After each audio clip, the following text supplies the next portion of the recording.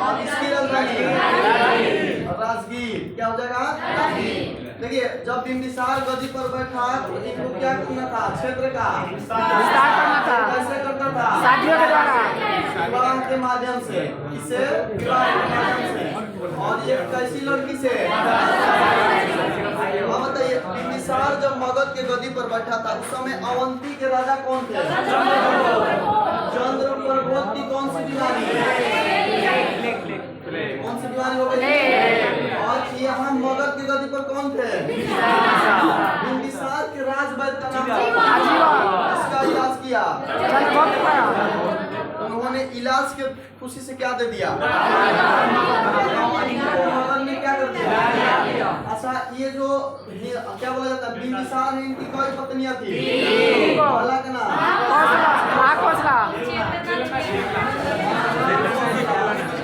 बेलाना छेलाना और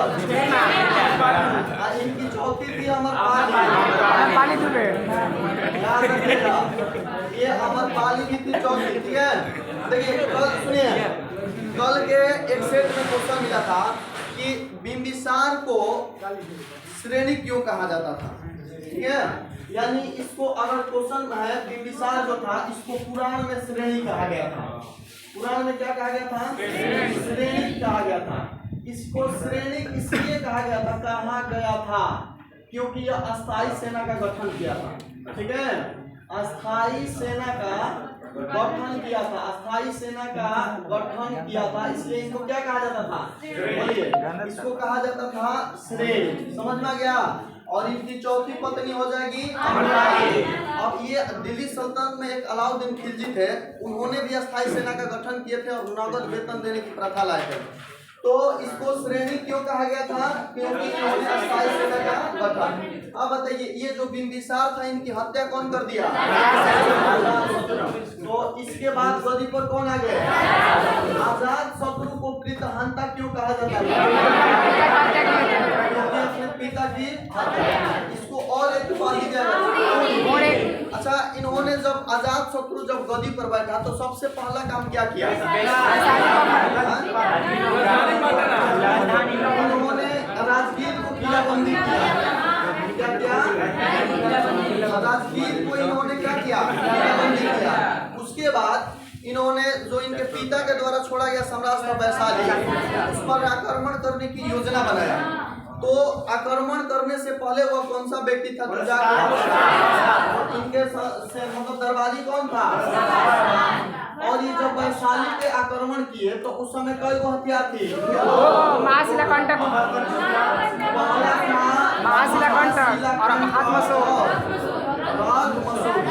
इन्होंने अपने चाचा इनके क्या बोला जाता था? प्रसेनजीत कौन थी? ये जो महाकौशला थी ना प्रसेनजीत की क्या थी? पुत्री। और इन्होंने प्रसेनजीत के एक और बेटी से इन्होंने शादी कर लिया जिसका नाम था मंजीरा। क्या नाम था? मंजीरा के से इन्होंने क्या कर लिया था? शादी। अजातशत्रु के पत्नी का नाम क्या था? मंजीरा। और ये जो मंजीरा थी कौन थी? प्रसेनजीत की बोलिए प्रसेनजीत की बेटी थी।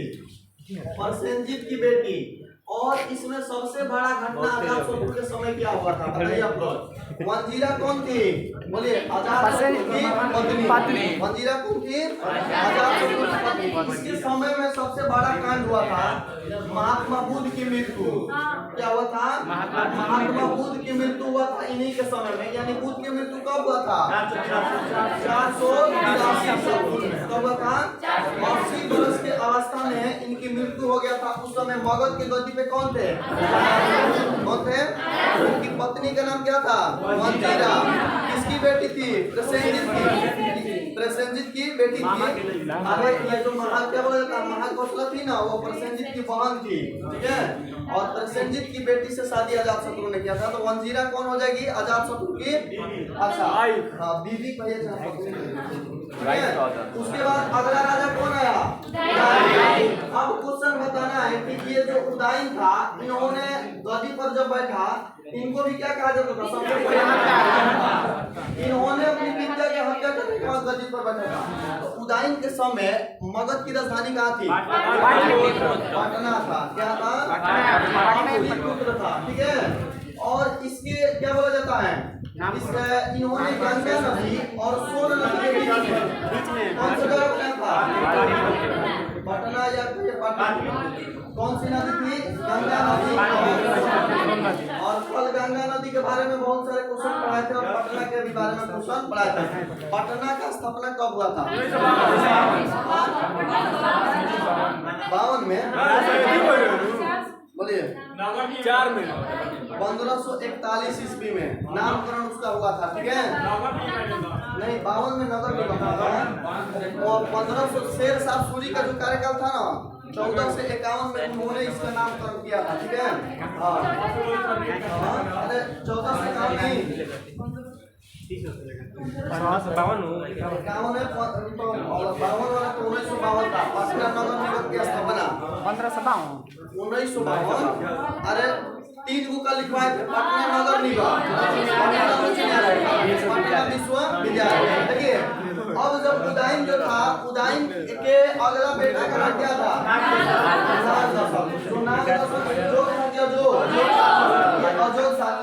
इनकी हत्या, इनके ही सेनापति कौन थे? क्या हो गया? आज हम लोग पढ़ेंगे कौन सा सर बिम्बिसार के जो पिता थे किस संप्रदाय के? बिम्बिसार के जो पिता थे किस संप्रदाय के? बिम्बिसार के, देखिए ये जो बिम्बिसार था परम में जैन धर्म मानता था, अंत में बौद्ध धर्म, जैन धर्म में बौद्ध धर्म का अनुयायी हुआ। शिशुनाग, और शिशुनाग किस राजा का सेनापति था? बोलिए किसका? शिशुनाग जब मगध के गद्दी पर बैठा था तो इन्होंने अपनी राजधानी कहाँ बनाया था? कहाँ बनाया था? वैशाली में। तो शिशुनाग के समय मगध की राजधानी कहाँ थी? वैशाली। इसके बाद इसका अगला राजा हुआ जिसका नाम था क्या? कालाशोक। क्या नाम था? कालाशोक। ठीक है, और जब कालाशोक इसका अगला बना शिशुनाग वंश का, तो इन्होंने अपनी राजधानी कहाँ बनाया था? पाटलिपुत्र को। कहाँ बनाया था? देखिए यही 4 क्वेश्चन सबसे ज्यादा पूछा गया है एग्जाम में। ठीक है, सबसे ज्यादा ये 4 पॉइंट कि शिशुनाग वंश की स्थापना जब शिशुनाग किए थे उस समय उनकी राजधानी का वैशाली। उसके बाद अगला राजा कौन हुआ? कालाशोक। और कालाशोक के समय क्या हो गया? लेकिन क्वेश्चन है कि ये जो कालाशोक था इसके समय में एक बौद्ध संगति हुई थी। पाटलिपुत्र में दूसरा बौद्ध संगति कब? 383 से पहले। जगह का नाम बताइए। वैशाली। याद है? वैशाली। यहाँ के शासक कौन थे? कालाशोक। अध्यक्ष कौन हो जाएंगे? तो द्वितीय बौद्ध संगति जो हुई थी किसके समय में हुई थी? कालाशोक के समय। किसके? कालाशोक के समय। इसके अंतिम शासक था नंदीवर्धन। कौन था? नंदीवर्धन। अंतिम राजा कौन हो जाएंगे? नंदीवर्धन। राजा नंदीवर्धन। ठीक है, और ये जो नंदीवर्धन था ये भी अजोग था। क्या था? अजोग शासक। अजोग था। इसकी भी हत्या कर दिया महापद्मानंद ने। हत्या किसने किया था इसकी? महापद्मानंद। आराम से समझिएगा। शिशुनाग वंश की स्थापना किसने किया था? इन्होंने अपनी राजधानी कहाँ बनाया? अगला राजा कौन था? कालाशोक। कालाशोक अपना राजधानी। ठीक है, अब सुनिए ये कालाशोक से एक क्वेश्चन याद, यहाँ 4 क्वेश्चन याद हो गया। पहला क्वेश्चन याद कर रहा है कि दूसरा बौद्ध संगति कब हुई थी? अगला इससे क्वेश्चन याद कर रहे हैं हुई थी? शासक कौन थे और इसके अध्यक्ष कौन थे? कालाशोक के समय कौन सा बौद्ध संगति हुई थी? समझ में आ गया? अब देखना है कि इस वंश के फिर उसके बाद अगला राजा कौन हुआ? नंदीवर्धन। कौन सा बने? नंदीवर्धन। और ये भी अजोग थे और इसकी हत्या कौन कर दिया? महापद्मानंद ने। तो क्वेश्चन है कि शिशुनाग वंश के अंतिम शासक कौन थे? नंदीवर्धन। और हर्यक वंश के अंतिम राजा कौन थे? ठीक है, पूछेगा कि हर्यक वंश के पहला राजा बिम्बिसार, अंतिम राजा पूछेगा कि शिशुनाग वंश के पहला राजा और अंतिम राजा। अच्छा, शिशुनाग वंश में टोटल कई राजा? पहला कौन हुए? पहला शिशुनाग,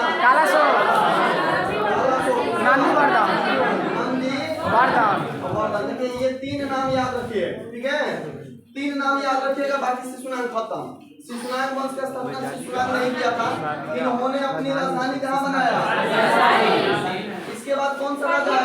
इन्होंने कहाँ बनाया? इस वंश के अंतिम राजा नंदीवर्धन की हत्या किसने की? नंद ने। और शिशुनाग वंश यहीं से समाप्त हो गया और नंद वंश का क्या हुआ? आगमन हो गया। तो अब हम लोग कौन सा वंश पढ़ेंगे? दिक्कत है इसमें?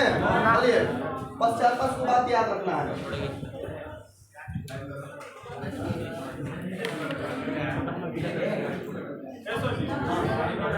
तो पहला क्वेश्चन है कि संस्थापक कौन है? महापद्मानंद। ठीक है, कौन है? महापद्मानंद। देखिए ये जो महापद्मानंद थे यह क्षुद्र थे। क्या थे? क्षुद्र थे। ठीक है, इन्होंने क्या किए थे कि क्षत्रियों के नाश कर दिए थे। क्षत्रियों के नाश करने वाला कौन सा राजा था? नाश करके इन्होंने एक उपाधि धारण किया था। उस उपाधि का नाम था सौर छत्रांतक। ठीक है, तो बताइएगा क्षत्रिय के नाश करके, ठीक है, महापद्मानंद कौन सा उपाधि धारण किए थे? सर्व छत्रांतक की उपाधि कौन सा राजा था जो था? उसका नाम क्या था? महापद्मानंद। ठीक है, इन्होंने कलिंग युद्ध के बाद एक और उपाधि धारण किए थे। कलिंग युद्ध के बाद एक उपाधि धारण किए थे। युद्ध के बाद उपाधि क्या था? एकराट। किस चीज की उपाधि? एकराट की उपाधि धारण किए थे। किस युद्ध के बाद? कलिंग युद्ध के बाद। तो सर्व छत्रांतक की उपाधि कौन राजा थे? महापद्मानंद। एकराट की उपाधि कौन राजा? महापद्मानंद। किस युद्ध के बाद? कलिंग युद्ध के बाद। ये जो कलिंग युद्ध है कब हुआ था? 261 ईसा पूर्व में कलिंग युद्ध हुआ था। ठीक है, कलिंग युद्ध हुआ। ठीक है, ये जो कलिंग युद्ध हुआ ये करने वाला राजा कौन था? अशोक। कौन से राजा थे? अशोक। आगे मौर्य काल में पढ़ना है अशोक के। तो कलिंग युद्ध किसने किया था? अशोक। कब किया था? कौन राजा है जो कलिंग युद्ध के बाद एकराट की उपाधि धारण किया था? महापद्मानंद। सर्व छत्रांतक की उपाधि कौन सा? महापद्मानंद। ठीक है, अब देखिए ये कलिंग युद्ध के बाद अब एक और क्वेश्चन बताना है कि कलिंग युद्ध जब हुआ था तो उस समय कलिंग के राजा कौन थे? नंदराज। सुनिए, कौन राजा थे? नंदराज। जब कलिंग युद्ध हुआ था उस समय कलिंग के राजा कौन थे? नंदराज। लेकिन क्वेश्चन पूछेगा कि कलिंग युद्ध की, कौन सी युद्ध की? कलिंग युद्ध की संपूर्ण जानकारी किस अभिलेख से? संपूर्ण जानकारी मिलता है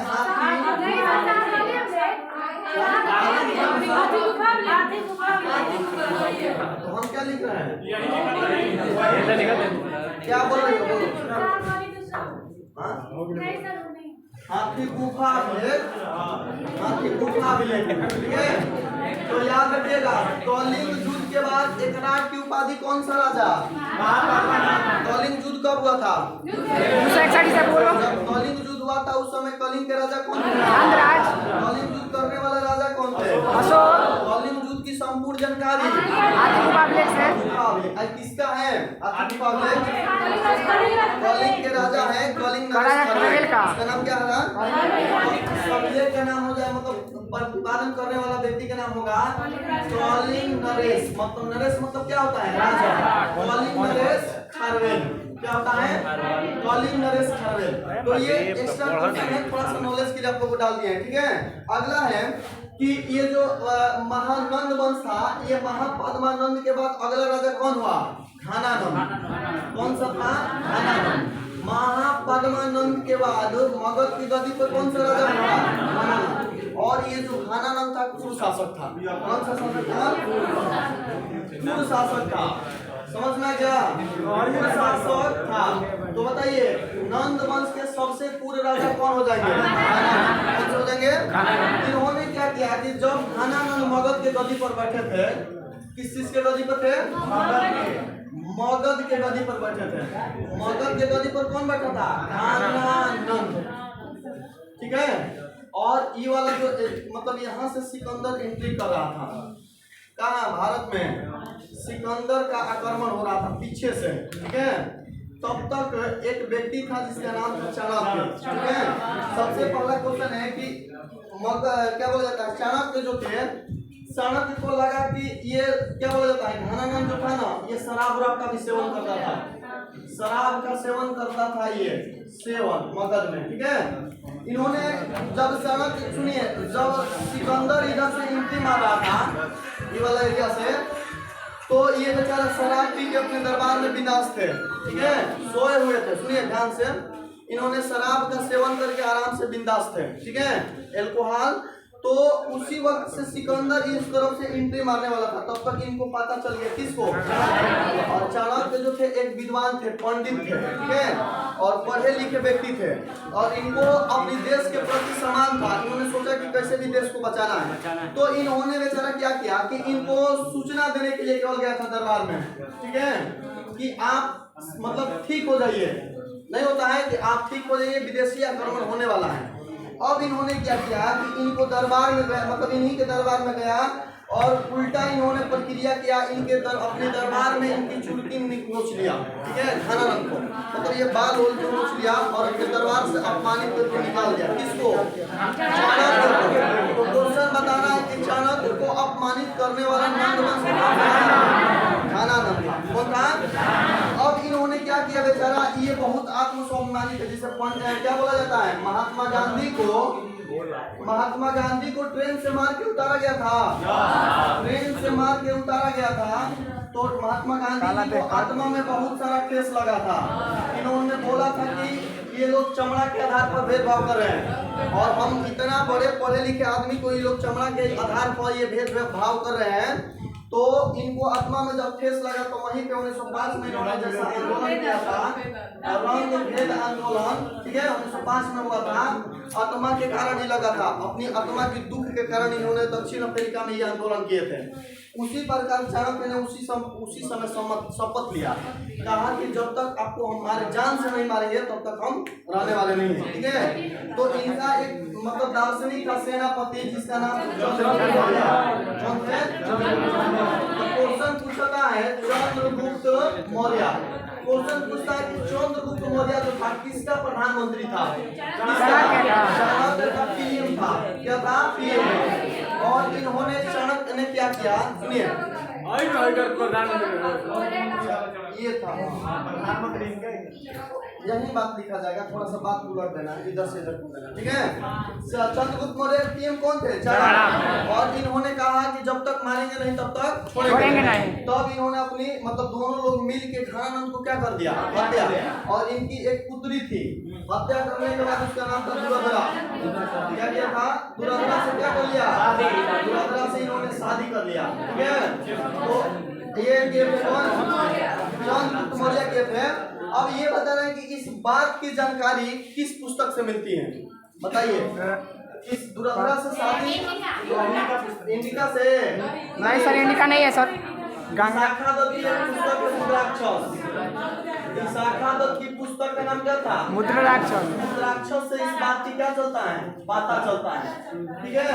उसके बाद अब बताइए, इसके बाद नंद वंश का क्या हो गया, पतन हो गया। अब आराम से सुनिएगा एक बार फिर से, नंद वंश के संस्थापक कौन थे, ये शूद्र थे, ठीक है। इन्होंने कौन से उपाधि धारण किए थे, एकराट की उपाधि किस युद्ध में, कलिंग युद्ध कब हुआ था, करने वाला राजा कौन था, ठीक है। जब कलिंग युद्ध हुआ था उस समय कलिंग की राजा कौन थे, कलिंग की संपूर्ण जानकारी किस हाथी गुफा किस राजा का था, कलिंग नरेश खारवेल का, कलिंग के राजा थे खारवेल उसी का था, ठीक है। उसके बाद गद्दी पर कौन बैठा, घनानंद भी क्या था, शासक था। और इसी के समय सिकंदर क्या करने वाला था, आक्रमण करने वाला था। लेकिन घनानंद को समझाने के लिए कौन गए थे, चाणक्य को इन्होंने अपमानित कर दिया, ठीक है।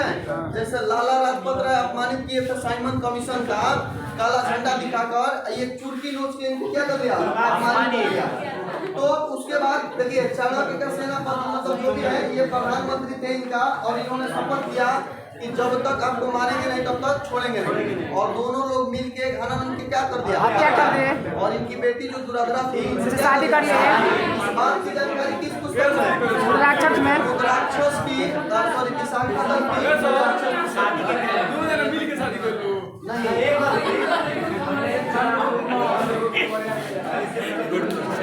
देखिए, एक पुरुष दो औरत से शादी कर सकता है, दो औरत एक पुरुष से कभी नहीं कर सकती। कर सकती हैं? कौन? अरे ये सब रामायण महाभारत की बात मुझे बता रहे हैं, अपनी इच्छा से नहीं हो सकता है। चलिए, समझ में आ गया? अब देखिए, ये जो खाना नाम थे, इनके समय कॉलिंग में नहर निर्माण की प्रक्रिया चालू हुई थी। कॉलिंग में नहर निर्माण, ठीक है, कौन चालू किया था? बोले खाना नाम। नहर से 3 क्वेश्चन आता है इतिहास में। दिल्ली पहला क्वेश्चन पूछेगा कि नहर बनाने की प्रथा किसने लाया था? एफएसटी नहीं यासुद्दीन तुगलक ने। यासुद्दीन तुगलक सबसे ज्यादा नहर आगे नहर क्या सर? नहर ने जो लाने वाला प्रक्रिया था, बनाने का निर्माण सबसे पहले यासुद्दीन तुगलक ने किया था। लेकिन जाल के मतलब होता है बहुत सारी नहर, ये फिरोज शाह तुगलक ने किया था। लेकिन कॉलिंग में नहर निर्माण की जो प्रक्रिया किया था, कौन किया था? कौन किया था? तो समझ में आ गया? अब लिख लीजिए। तो हसीन जो शब्द था ग्रीक में, और यह वंश सुनाने वाला कौन सा? और इसके बीच में दूर क्या हुआ है? विदेशी आक्रमण। और उसके बाद लगाना है मसूद, और उसके बाद यानी मौर्य पढ़ेंगे ये भी खत्म हो जाएगा। और इस सातों का क्या होगा? टेस्ट, ठीक है। क्वेश्चन लिखाने चालू हो गया है, आप लोग तैयारी भी कर दीजिएगा। चालू हो गया। तथा मौर्य वंश के उत्पन्न, मौर्य वंश के उत्पन्न की चर्चा कौन सी पुस्तक में? उत्पन्न की चर्चा जो पुस्तक किया गया है चर्चा, उस पुस्तक का नाम बताना है। तो हो जाएगा मुद्राक्षस। कौन सी पुस्तक हो जाएगी? और ये जो मुद्राक्षस पुस्तक है ये किसकी है? विशाखा दत्त की। किसकी पुस्तक है? विशाखा दत्त की। देखिए, ऐसे नहीं करके पूरा इतिहास की पुस्तकें याद होगी, ठीक है। बहुत सारे वहाँ पढ़ा दिए हैं, क्या बोला जाता है? अलबरूनी का, अलमसूदी का, फिरदौसी का, फैयान का, मेहसान का, टालमी का, ठीक है। उसके बाद प्लिनी का, बहुत सारे पुस्तक पढ़ा दिए हैं। हम कहते हैं कि 40-50 पुस्तकें खत्म हो गई हैं, बाकी आने वाला इतिहास में और खत्म हो गई। एक पास करके याद करिएगा तो नहीं होगा, ऐसे धीरे धीरे जो जहाँ राजा है, जहाँ उसकी पुस्तक है वहीं याद किया जाता है, ठीक है। तो नंद वंश के पतन और मौर्य वंश के उत्पन्न की चर्चा कौन सी पुस्तक हो जाएगी? या दुराधरा से जो शादी किया था चंद्रगुप्त मौर्य, उसका भी जानकारी इसमें। देखिए, नंद वंश के पतन के बाद 2 विदेशी आक्रमण हुआ था, ठीक है, जिसमें पहला विदेशी आक्रमण ईरान किया था। कौन किया था? ईरान किया था। दूसरा कौन किया था? यूनान किया था। कौन किया था? यूनान। तो नंद वंश के पतन के बाद वो कौन सा 2 देश हैं जिन्होंने मगध पे आक्रमण किया? ईरान और यूनान। सबसे पहले हम लोग ईरान के बारे में पढ़ेंगे, उसके बाद यूनान मतलब सिकंदर के बारे में हम लोग पढ़ेंगे, ठीक है। तो देखिए, ईरान के बारे में पढ़ा जाए पहले, ठीक है। ईरान के पहले क्वेश्चन है कि वह कौन सा वंश था जिन्होंने मगध पर आक्रमण किया? वंश का नाम था हकमानी वंश। कौन सा वंश था? हकमानी वंश, ठीक है। ये जो हकमानी वंश था वो किस देश का वंश था? ईरान का। किस वंश का था? ईरान का। क्वेश्चन पूछेगा कि इस हकमानी वंश के संस्थापक कौन थे? कौन थे? साइरस द्वितीय। कौन थे? इस वंश के संस्थापक कौन हो जाएंगे? साइरस द्वितीय। हकमानी वंश किस देश का था? ईरान। और ये वंश के संस्थापक कौन हुए? साइरस द्वितीय। इस वंश का पहला राजा हुआ था डेरियस प्रथम। कौन सा राजा हुआ था? हकमानी वंश के पहला राजा कौन हो जाएंगे? डेरियस प्रथम। और दूसरा राजा था डेरियस, बोलिए, द्वितीय। कौन थे? ठीक है। तो हकमानी वंश था किस देश का? ईरान। संस्थापक कौन थे? साइरस द्वितीय। लेकिन पहला राजा कौन बना? डेरियस प्रथम। दूसरा राजा डेरियस द्वितीय। इन्होंने सिकंदर जो था, सिकंदर डेरियस तृतीय था सर। तृतीय? हाँ, तृतीय था सर। हाँ, तृतीय था सर। तृतीय हो जाएगा, ठीक है। तो अब इसको क्या कर दिया? सिकंदर क्या कर दिया? पराजित। सिकंदर ने इसको पराजित कर दिया। सिकंदर ने पराजित कर दिया, ठीक है। क्या कर दिया? पराजित। अब जब इनको सिकंदर ने पराजित किया तो अब ये हकमानी वंश क्या हो जाएगा? समाप्त। और कौन सा वंश आ जाएगा? सिकंदर के समय आ जाएगा। और सिकंदर कहाँ के थे? यूनान के थे। लेकिन एक क्वेश्चन बताइएगा, जो ये अशोक था राजा, उन्होंने अपनी विचार को अभिलेख के माध्यम से पूरा भारत में चलाया था, ठीक है? तो वो अभिलेख लिखने की जो प्रेरणा था वो किस देश से लिया था? बोलिए। यही ईरान से ही लिया था। ईरान के हकमानी वंश से ही उन्होंने अभिलेख लिखने की प्रेरणा लिया था, ठीक है? तो ये भी क्वेश्चन पूछा जा सकता है कि और अशोक जो था अभिलेख लिखने की प्रेरणा कहाँ से लिए थे? ईरान से, ईरान के हकमानी वंश ठीक है? अब हम लोग थोड़ा सा ईरान के बारे में देखेंगे ज्योग्राफी के माध्यम से। सबसे पहला क्वेश्चन है ये ईरान हो गया, ठीक है? ईरान के ये ऊपर वाला कौन सा दिशा हो जाएगा? उत्तर दिशा। कौन सा दिशा हो जाएगा? ये नीचे वाला दक्षिण दिशा हो जाएगा, ठीक है? देखिए सबसे पहला क्वेश्चन पूछता है कि ईरान के उत्तर दिशा में कौन सा झील है? बताइए, ईरान के उत्तर दिशा में कौन सा झील है जिसका विस्तार ईरान में है? ये झील का नाम होगा कैस्पियन सागर। क्या हो जाएगा? कैस्पियन सागर झील है, ठीक है? कैस्पियन सागर जो झील है यह ईरान के कौन सा दिशा में है? उत्तर दिशा में। कौन सा दिशा में? सुनिए, अब ये हिस्ट्री में मत जोड़ दीजिएगा आप लोग, ये ईरान शब्द है तो पढ़ा रहे हैं नॉलेज के लिए, ठीक है? बिना पढ़ाए छोड़ दें, पढ़ा रहे हैं क्योंकि क्वेश्चन इससे बहुत ज्यादा आता है और आप लोग पढ़ाएंगे तो समझ में आएगा कि क्वेश्चन कितना है। इसको लिखना नहीं है, और जो हिस्ट्री के नोट्स में नहीं तो कोई कहेगा कि आप पागल हो, ठीक है? ज्योग्राफी, हिस्ट्री के बाद ज्योग्राफी में मत लिखना। तो ये केवल जितना आप लोग को हो सके यहाँ केवल कवर करना है, जितना याद हो सके बाहर वाला चीज। जो इधर उधर लिखते हैं ना उसको लिखना नहीं है, केवल समझना है। ये मत की जाके उसमें जोड़ देना है हिस्ट्री के नोट्स में, ठीक है? ऐसे आप लोग यहाँ कोई मौजूद है तो ही जोड़ सकते हैं, तो ये सारा का सारा बात इतिहास से था। तो देखिए कैस्पियन सागर जो है ईरान के कहाँ है? लेकिन एक क्वेश्चन पूछा जाता है, एग्जामिनर पूछा था एक बार के कि विश्व के सबसे बड़ा मीठा पानी का झील बताइए। बोलिए, विश्व के सबसे बड़ा मीठा पानी का झील कैस्पियन सागर क्या होगा? देखिए ये जो झील है ना विश्व के सबसे बड़ा खारा पानी का झील है। कौन सा झील है? खारा पानी का झील। कौन हो जाएगा? पानी का झील। तो एक क्वेश्चन बढ़िया से याद हो गया। क्वेश्चन पूछेगा कि विश्व के सबसे बड़ा खारा पानी का झील कौन है? कैस्पियन सागर का विस्तार 5 देश में है, ठीक है? एक बार और पूछा गया था बिहार एसएससी जो है, बिहार एसएससी में कि कैस्पियन बताइए कि निम्न में से किस देश में कैस्पियन सागर का विस्तार नहीं था, ठीक है? तो जो विस्तार है उसको लिख देते हैं, ठीक है? पहला देश का नाम हो जाएगा ईरान, ईरान में तो वही है। दूसरा देश हो जाएगा अजरबैजान, तीसरा देश हो जाएगा तुर्कमेनिस्तान, ठीक है? अब उसके बाद काजाकिस्तान, और एक देश होता है रूस, ठीक है? ये 5 देश में किस झील का विस्तार है? कैस्पियन सागर का। किसका? और ये झील की विशेषता क्या हो जाएगी? विश्व में मीठा पानी का सबसे। अब जब दक्षिण में खारा पानी का, ये जो दक्षिण दिशा में आइएगा तो यहाँ कौन सा बताइए जगह है? यहाँ फारस की खाड़ी है। कौन सी खाड़ी है? फारस की खाड़ी है। तो ईरान के दक्षिण दिशा में कौन सी खाड़ी है? फारस की खाड़ी है। और ईरान का प्राचीन नाम फारस ही था। फारस की खाड़ी क्या नाम था? फारस ही इसका प्राचीन नाम था। किसका? ईरान का। फारस ही इसका प्राचीन क्या था? नाम था। तो समझ में आ गया? अब देखिए फारस की जो खाड़ी होती है वह कहाँ है? ईरान की कौन सा दिशा में? दक्षिण दिशा में, ठीक है?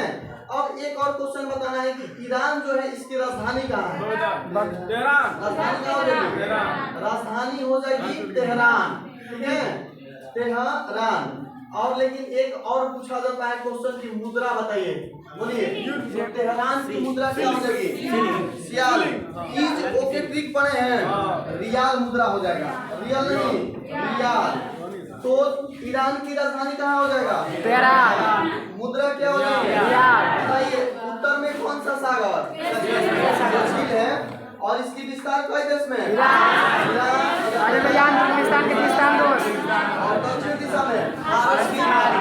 अब लेकिन क्वेश्चन है कि ये जो ईरान है ईरान में एक जगह यहाँ 2 गो मरुस्थल पाया जाता है ईरान के अंतर्गत। मरुस्थल को पाया जाएगा 2 गो। पहला मरुस्थल का नाम होता है दस्ते एलूट। क्या होता है? दस्ते एलूट। और दूसरा मरुस्थल का नाम होता है दस्ते ईरान। बोलिए दस्ते एलूट और दस्ते कबीर। ये दोनों मरुस्थल कहाँ है? ईरान में है। कहाँ है? ईरान में। तीसरा पॉइंट याद रखिएगा कि ईरान के अंतर्गत विश्व लेवल पर एक बंदरगाह आता है। उस बंदरगाह का नाम क्या है? जो ईरान में स्थित है। बोलिए याद है? चार बहार बंदरगाह। क्या नाम था? चार बहार बंदरगाह। चार बहार बंदरगाह ये कहाँ स्थित है? ईरान में। लेकिन इसको विकसित कौन किया था? भारत। इसको विकसित कौन किया था? भारत। विकसित कौन किया था? भारत। ठीक है, तो ये बात समझ में आ गया।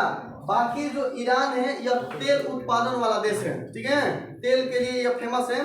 एक क्वेश्चन और बताइएगा, जो टिग्रिस यूफ्रेटिस नदी है वो कौन से देश में बहती है? इराक में। ईरान में कि इराक में? इराक में। हाँ? इराक में। ईरान में? इराक में। ठीक है, दर्जला फरात। दर्जला फरात पढ़ा है। ये बात समझ में आया। तो मगध पर आक्रमण करने वाला पहला देश कौन हो जाएगा? ईरान। वंश कौन था? अथमानी वंश के संस्थापक कौन थे? साइरस द्वितीय थे। और अंतिम राजा कौन थे? तृतीय को हत्या किसने किया था? मतलब हराया कौन था? और सिकंदर हरा के कौन सा लाया? यूनान। और ईरान के बारे में ये सब थोड़ा सा एक्स्ट्रा नॉलेज है कि उत्तर में कैस्पियन सागर विश्व के सबसे बड़ा खारा पानी का झील है। और ये सब है ईरान, अजरबैजान, तुर्कमेनिस्तान, कजाकिस्तान, ये रूस हो जाएगा। दक्षिण दिशा में जाएगा तो फारस की खाड़ी है। फारस की इसका ही पृथ्वी नाम क्या था? फारस। और ये 2 गो मरुस्थल है, दस्ते एलूट और दस्ते कबीर। यहाँ एक बंदरगाह पाया जाता है जिसका नाम है चार बहार बंदरगाह, जो ईरान में है, लेकिन इसको भारत विकसित किया। चलो।